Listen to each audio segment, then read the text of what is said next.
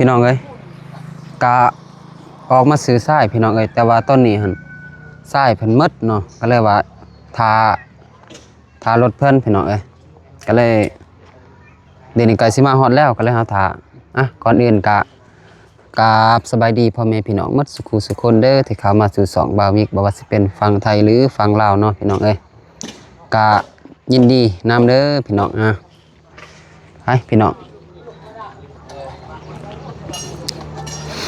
ทรายมันเป็นทรายเกตัวนี้ว่าสิเอาเลยเอาบ่ได้พี่น้องเอ้ย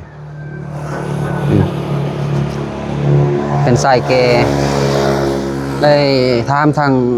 เข้าว่ายังอีกประมาณก็บ่ใกล้ดอกพี่น้องจังนั้นรถเพิ่นก็มาฮอดทางเฮาเลยทารถเพิ่นหั่นนะบวงเท่าใดตึกอยู่บวงละแสนพี่น้องบวงละแสนเพิ่นว่านั่นแหละเอารถตึกอยู่บวงละแสน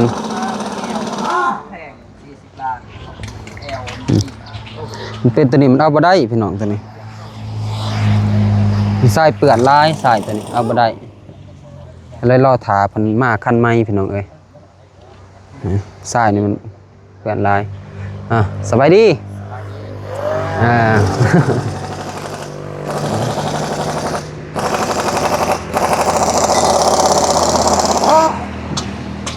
พี่น้องเอ้ยมีแต่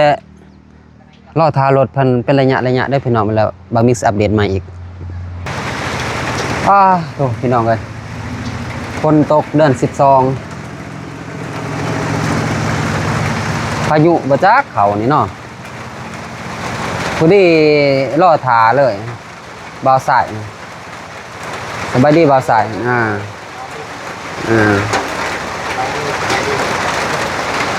ฝนตกเดียวฝนตกพี่น้องเอ้ยฝนตกเดือน12มันหล่อเท้าสายพอดีฝนตกห้ามซ้ำ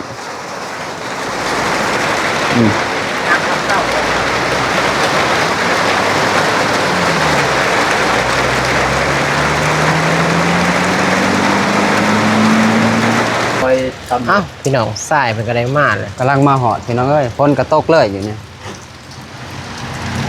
เอาหมดดีเลย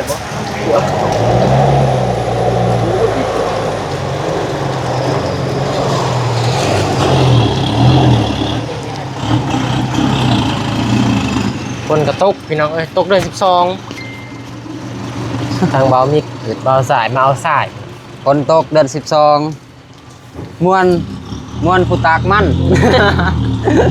ม่วนผู้ตากมันพี่น้องมันกำลังสิทอกพี่น้องเอ้ยทักกะ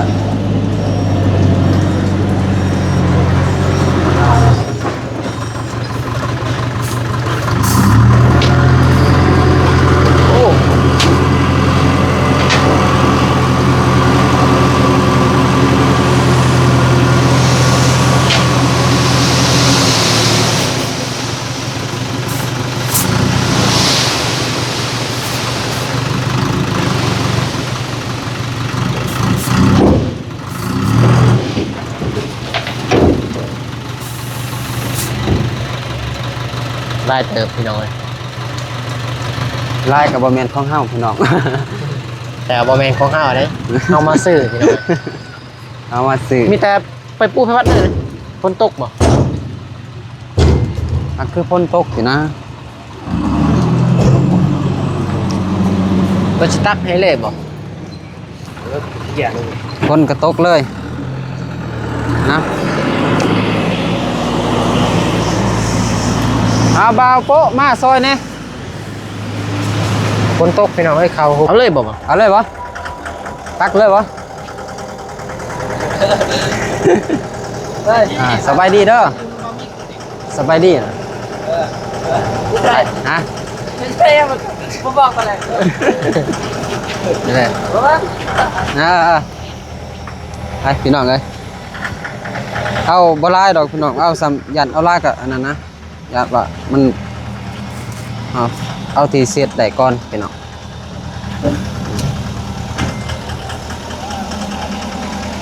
บวงเท่าไรเบามิกบวงละแสนพี่น้องบวงละแสนเขาเอาเนาะซ้ำราคา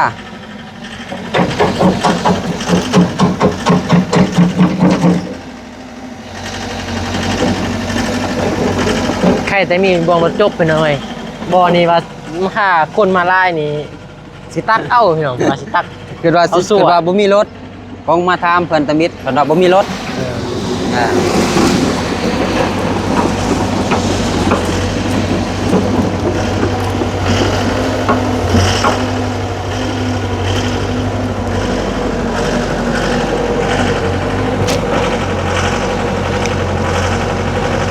โอ้พี่น้องไล่เติบอยู่ได้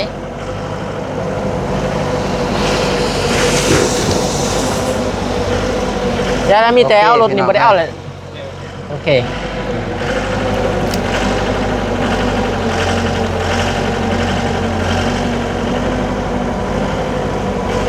บ่วงละแสนพี่น้องมันตกเป็นเงินบาทกะ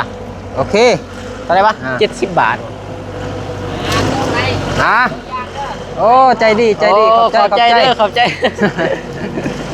เออเอาพี่น้องเอ้ย เป็น เติมให้พี่น้องเครื่องบ่วงอีก จ่ายเงินให้นี่กันนะ นะโอเคนะ บ่วงละแสนพี่น้อง จ่ายเงินให้เราเป็นบ่วงละแสนพี่น้องนะขอบใจได้เด้อ ใจกัน ขอบใจขอบใจ ขอบใจหลาย เอาพี่น้องเดี๋ยวสิได้เมื่ออะไรพี่น้องเอ้ยพ้นกระตกเลยนี่ ๆมีแต่ไฟพอกันเยื่อนเลย นี่แต่เจอกันอยู่เพื่อนนั่นแหละจะสิได้อัปเดตใหม่ มันตกพี่น้อ ฝ ง นตกพี่น้อง ยานโทรศัพท์อันนั้นไปเจอกันเยื่อนพอเยื่อนพอซ่าน กำลังมาหอดพี่น้องกัน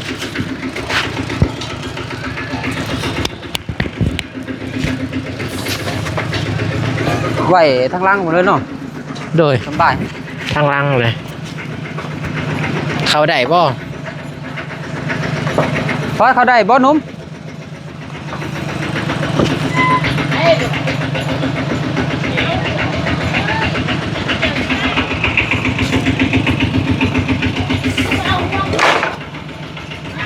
ได้ได้อยู่ดอกนะพอได้บ่คำไปได้เอาหัวเขาเลยไป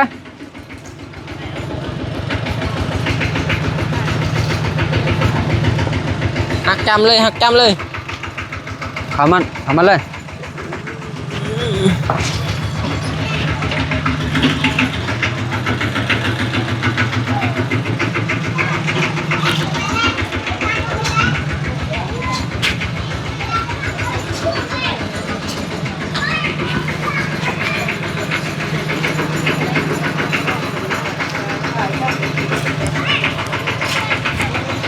พักมันนี่เลยได้พักมันนี่ สบายดีเด้อสอง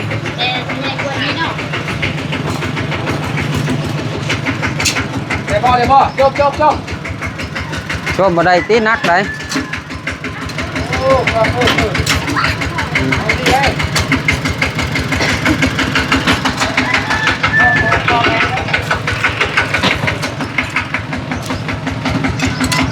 โอเคพ่อ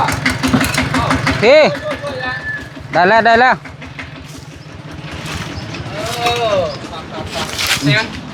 200,000 ใส่หยาบก็ได้บ่ใส่ยกได้อยู่บ่ ฮะ เอามาใส่ที่ ใหญ่เด้อ สบายดีเด้อไอ้ สวัสดีพี่น้องโอ้ ส่งบ่ ใส่เท่ตัวนี้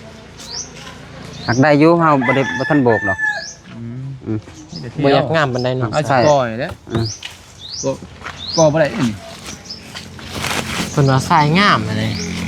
นี่ว่าใส่งาม โดย ไปบ่ เจ้าของเพิ่นว่าทรายงาม โอ้ย ความ งาม ใส่งาม บ่ติดดินแน่นี่ อืม ดินอยู่เต็มนี่ เอา อีหยัง เอาสวนใส่สวนเนาะ ที่ดิน ดิน ใส่ติดดินงามสุดเลยบ่นั่นกิรีนี่ ว่าจะเอาตัวเวลาให้ทารถและโดด อยู่รถนี่ ทารถมาแต่แข่ง นี่บ่ โดดเอาไม่ไหม้ เอามาแข่ง ไม่ไหม้นี่ โอ้ใส่ตัวนี้ใส่นั่นใส่กระดูดเป็นใส่ดูดใส่ตักเอาเลย เอาตัดไปหนำเนาะ ใส่ตักเลยใส่ดูดเลยขึ้นรถตึม บ บ่ปูบ่บ่น่ะบ่ปูบ่ นี่บ่ไผบัตรบ่ นี่ดิ เอามา ปูแม่ ไอ้เอื้อยเพิ่นเอามา ได้เด้อบ่มีเด้อยังไงหาบ่ยากดอกสายแต่ว่าเงินนั่นแหละหมดแล้วเนาะเงินบ่มีนั่นแหละ นี่แหละจังหวะลองเอาสำนี้ก่อนนะมันบ่มีเด้มันมีแต่แบบนี้หมด นี่จะได้ซื้อเลขตะนางแล้วมาตอง ว่าคือตะนางไกลนะนั่นแค่แยง แค่แยง เป็นยังฮอนบนนั้นก็ปะเลยเนาะมีแต่เอาหล่ออยู่เอาเนาะหล่ออยู่บ่ บ่นะใส่หลอกก็ได้ตรงใส่หลอกทอก คลอนคลอน เอาออก เปื่อยได้ก็อย่าใส่เลยนะ ปาเลยนะ ตัวนั้นบ่ได้บ่ตัวเก่าบ่ได้ ตัวเก่าอันเด้ ก็ว่าปาเลยก็ได้นะบัดแล้วเอาไปบัตรปกเอาเนาะ ทราบบ่ได้บ่ดึงมา แล้วเอาไปบัตรปกเอาเอาลงแล้วบัดแล้วเอาไปบัตรปกเอา ทรายดึงเอามาบ่ได้บ่ สบายดีเด้อแม่เด้อเป็นแม่ของบ่าวมิกกับบ่าวสายกัน ทรายก็ยังลายอยู่ ใช่มาก ทรายตัวนี้งามบ่ปะอยู่เลย บ่าวมิกกับบ่ได้ ทรายงาม ถ่ายกับพ่อกับแม่เนาะพี่น้องเอ้ยท่านได้ถ่ายบ่าวมิกบ่ได้อยู่ไปเลย ไปถ่ายคลิปเลยพี่น้อง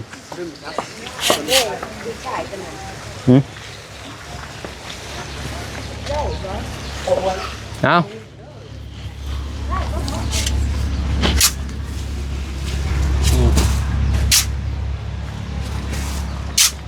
ลงทรายก่อน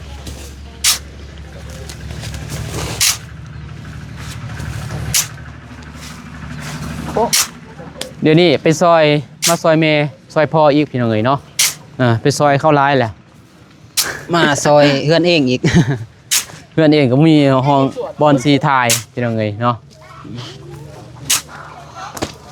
ส่วนนั้นยากแล้วแบบตักตกๆนั่นไปโจกบ่มีบ่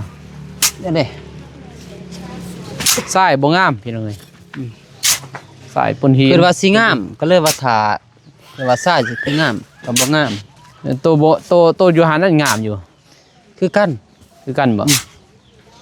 เดี๋ยวพ่อดนนั่งท้า พอดีฝนตกอีก ถ้างานฝนตกข้างมานี่ฝนบ่ตกอีก โตคือกันแล้วจะหน่อยนะเบิ่งวุ้นวานนี่น้องเอ้ยกวาดลงโลด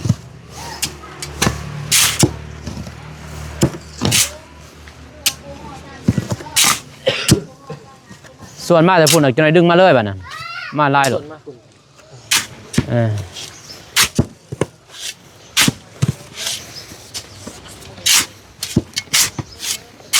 งามปานใดมาใส่ นะ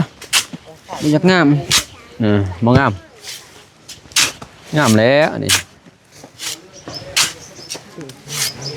หักได้อยู่ทรายบ่ทันแห้งก็ได้นี่แหละ มาใหม่ๆเด้ ทรายบ่ทันแห้ง พ่นมาพี่น้องเอ้ยลาวไต่นี่แหละบ่แม่นย่ำพ่นกับพ่นตก ตกเดือด แหมมาเดี๋ยวดิ บ่ต้องแล้ว ฝนตกมาแล้วพี่น้องเอ้ยเนาะอันนี้แหละสิเฮ็ดนี่พี่น้องเอ้ยเนาะให้มื้ออื่นนี่ยังบ่ทันเฮ็ดดอกมีแต่ว่ามาไว้ก่อนมื้อฮื้อพุ่นแหละมื้ออื่นนี่สิพาน้องเพิ่นไปคนหินอยู่ดินเบาหนองก่อนเนาะ ใช้ เพราะว่าดินมีแต่หินค่ะคนออกเพราะว่าสิเอารถยกเพิ่นรถเข็นเพิ่นเข้าไปพี่น้องเนี่ยเลยว่ามื้อฮื้อเพิ่นจะมาเฮ็ดนี่ก็สูงเติบเราไปเอาเบิ่งประตูลองมาแทกเบิ่งเปียวไปเอาเบิ่งลองมาแทกเบิ่งมันสิได้อยู่บ่เพราะเบิ่งส่วนน้อยแท้ปองนี่ ได้ปาดออกแล้วคันบ่เหมาะบ่สุกบ่นั่นน่ะ กระแทกบ่ใส่กระแทกปาดเอา บ่เฮาปาดประตูก็หักบ่ได้เนาะปาดประตูก็ มันบ่แม่นใหม่เด้ แม่นเลย ไปปาดประตูได้หน่อยๆมาบ่เฮ็ดได้ประตูใหญ่ไปปาดประตูบ่ได้เด้อเว้ย แต่ประตูนี่ก็ยังใหญ่ เบิ่งไปเบิ่งก่อนไม่น้ำเจ้าบ่ใหม่ บ่ปากก็ได้ลองเบิ่งบัดกูดีบ่เป๊ะไปเลยโอเคเบิ่งนี่เป๊ะได้ตอนนี้เบิ่งนี่ได้เบิ่งนี่เด้เบิ่งนี่ยันบ่ได้เบิ่งนี่นานได้ตัดเบิ่งนี่พี่น้องเอ้ยได้ตัดเบิ่งนี่ได้ตัดเบิดสองไปใหญ่เลยพี่น้องเอ้ยบ่แม่นบ่ใหญ่เลยโอ้ใหญ่เพิ่นเซียนห้องอาบนี่เลยนี่ห้องอาบนี่ไว้ตู้ซักผ้าเพิ่นนะถ้ามีพี่น้องเอ้ยเนาะถ้าบ่มีก็แต่ว่าตัวนี้แหละห้องท้ายนี่หนักพี่น้องเอ้ย มันยาวอ่ะดิเนาะมีไทยเบานี่เบาสายบางทีเบานงมาท่านกับเบานงไปมาเห็ดซอยเนาะทางนี่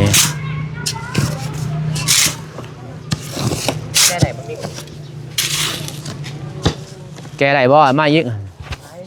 ยังลายอยู่ทางหน้านี่ โอ้เนาะเห็นมันงามแค่นี้มีแต่ที่ดิน บางทีมันยังมาทันแหงนะแต่ว่าหินลายขนาดนี้ หินหน่อยเลย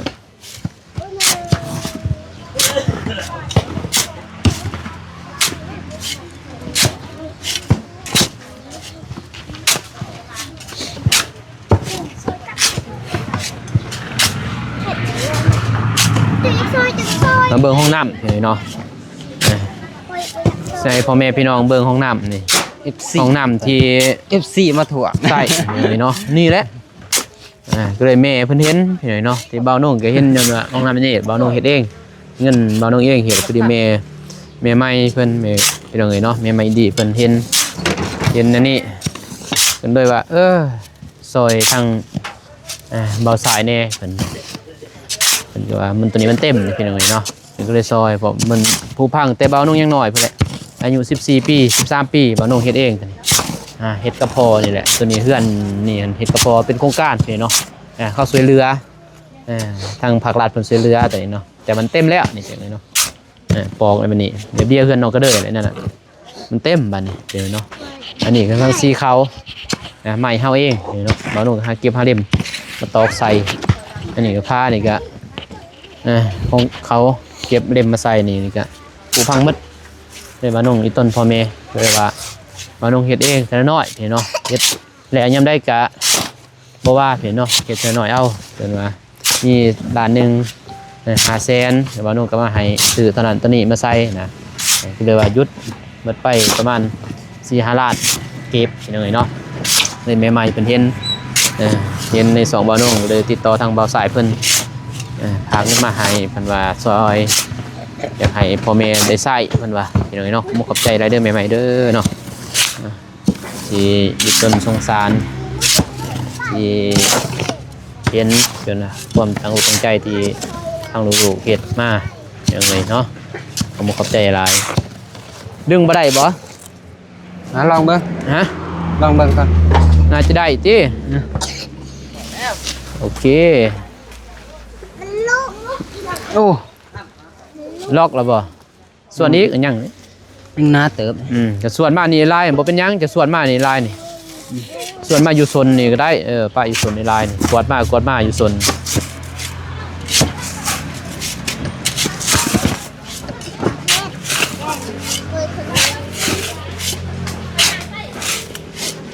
ทำจริง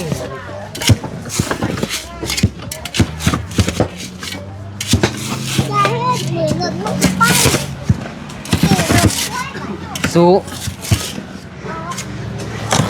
คือสิมักแห้งเนาะทรงตัวนี้ทรงเอามาตัวเดียวดิ เราคือสิมักแห้งเป็นยังไงบัดเบานงมีเงินใหม่ไปแล้วสิให้ใหม่ลองบ่มีก็ใส่ไปก่อนได้จนมันขาดไปแล้วเว้ยหาเงิน YouTube ก็ยังบ่ทันได้เป็นยังไงเนาะสิหาเงินให้กระนานมให้ลูกก็ยังยากเลยนะนี่ นมคือนมซื้อย่างให้ลูกนี่คือไง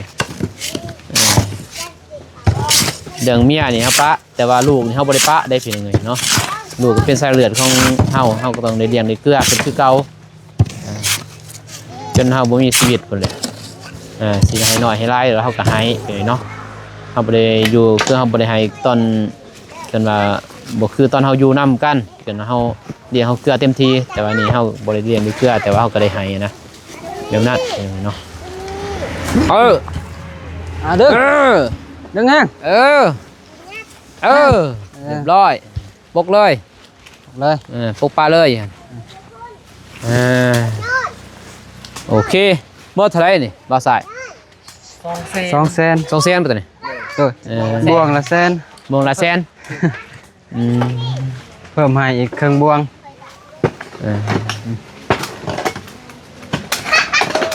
เติมให้ครึ่งบวงโดย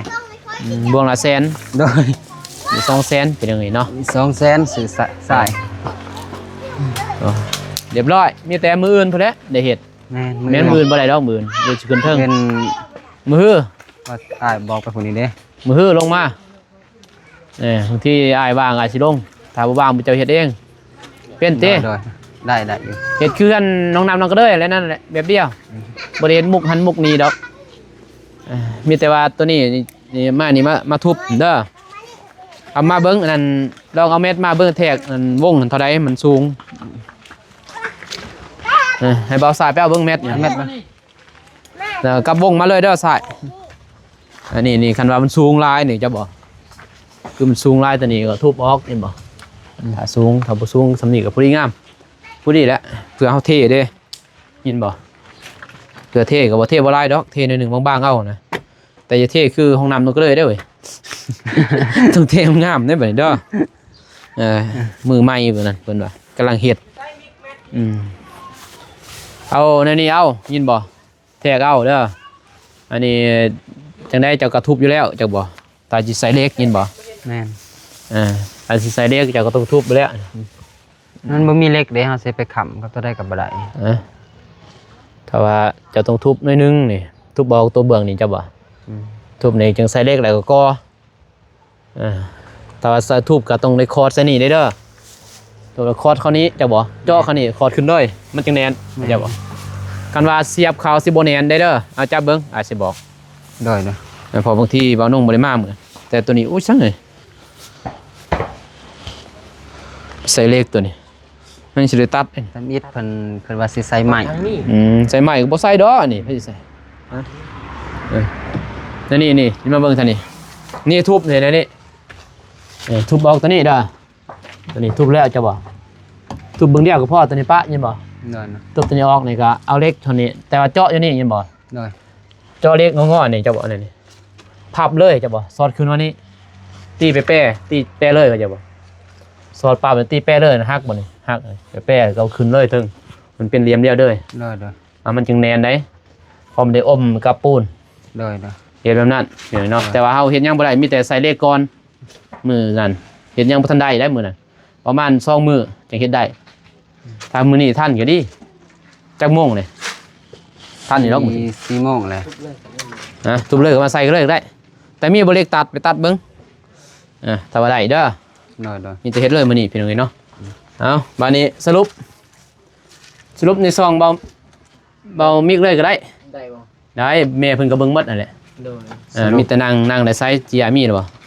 นั่งอยู่นี่ก็ได้เอาเจียโอเคเอาเจียมานั่งอยู่นี่มันจะเงียบนี่เจียเสียงทุ่มมันอยู่ห้องอันนั้นห้องซีนี่ยังเลยเจียรายการอยู่พุ่นนั่งเร็วแล้วปู่มีบ่เอานั่งเลยนั่งดีนี่เนาะรอทาเบาสายมากก่อนเรียบร้อยพี่น้องเอ๋ยเนาะเอาลงแห่เนี่ยลงทรายเป็นทีเรียบร้อยแล้วกับยังสังกะสีปูนเด็ก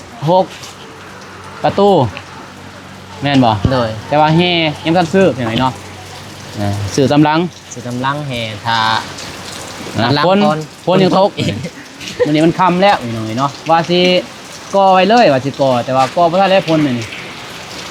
คนตกเฮ็ดมื้ออื่นบ่ได้มามื้อ จังมาเฮ็ดนี่ ถ่ายคนเลย มือฮื้อ มือ มือฮื้อลงมาเฮ็ดเรียบร้อยเนาะ แต่สรุป เลยก็สรุปเลย สรุปเลย ไปซื้อสังกะสีแต่เนาะ เลย สังกะสีนี่4แผ่นเนาะแผ่นหนึงมันถึกอยู่3 เมตร4 เมตรบ่นี่จะสั่ง4 เมตรเลยบ่ถึง4 เมตรเขาบ่ขายดอก3 เมตร3 เมตรเก่าฮะ เขาซื้อให้4 เมตรเลยพี่น้องมัน10 เซนเองเป็น4 เมตร4 เมตรเมตรหนึง65,000เนาะ65มันก็ถืออยู่เมตรบ่ถึง100เนาะ100บ่ถึง100ยังไงบ่ถึง100 บาทก็เป็นเงินบาทก็ประมาณ ประมาณ100 บาทดูได้อยู่65มันก็100 บาท100 บาท เม็ดละ100 เม็ดละ100นะเนาะอันต่ำเนาะตอนเนาะ อันตราย ถ้าอันสูงกันว่าเร็ดขึ้นก็บ่ถึงเนาะ เลย เป็นไงเม็ดละ100 4 เม็ดแต่4 แผ่นอีกมันถืออยู่1 ล้าน40,000กีบเป็นเงินบาทหารเบิ่งหารเบิ่งเงินบาทหารพันกว่าพันป้าย พันป้ายแล้วมันจะเข้า2,000เนี่ย1,8002,000มันก็ ล้าน 2 ล้าน 3 ล้าน 4เลยซ้ำ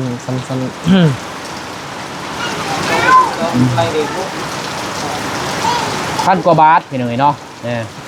ถืออยู่1,000 กว่าบาทสังกะสีแล้วก็ปูน140,000กีบ2 อันมันก็ถืออยู่200 200 บาทปูนแล้วก็เลข6 200กว่า เลข6กับ2 อัน50กับบ่ถึง100นี่เนาะแต่ได้60 บาท80นะ 80บ่80 บาทวงประตู2 วงนี่เนาะกลับบ้านเลยแหละมันถืออยู่1 ล้าน1 แสนเป็นเงินบาทกับ1,000 กว่าบาทนี่เนาะ 2,000 นะ มี 2,000เลยนะ เป็น1,000 กว่าบาทวัววิทย์วัวไทยเลยพี่เนาะวัวไทย2 แสน210,000กีบถืออยู่เป็นเงินบาทกับ300 250ใช่กับบวงหนึ่งแม่นบ่2 บวง 2 บวง 2 บวงกับ2 แสนกับ300พี่300เลย 300เนาะรวมหมดถืออยู่รายเบิ่งเงินบาท2 ล้าน740,000กีบเป็นเนาะเป็นเงินบาทก็ถืออยู่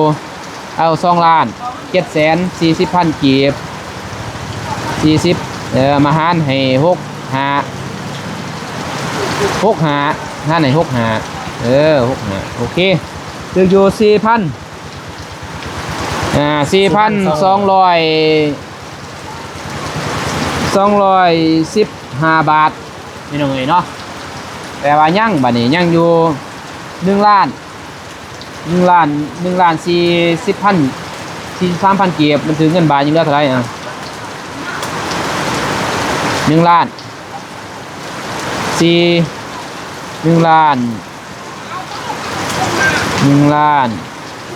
4,000 กีบหารเลย43โอเคมาหารให้6 หายังอยู่ 1,600 บาท1,800เลย1,600ที่600มันเพราะว่ามั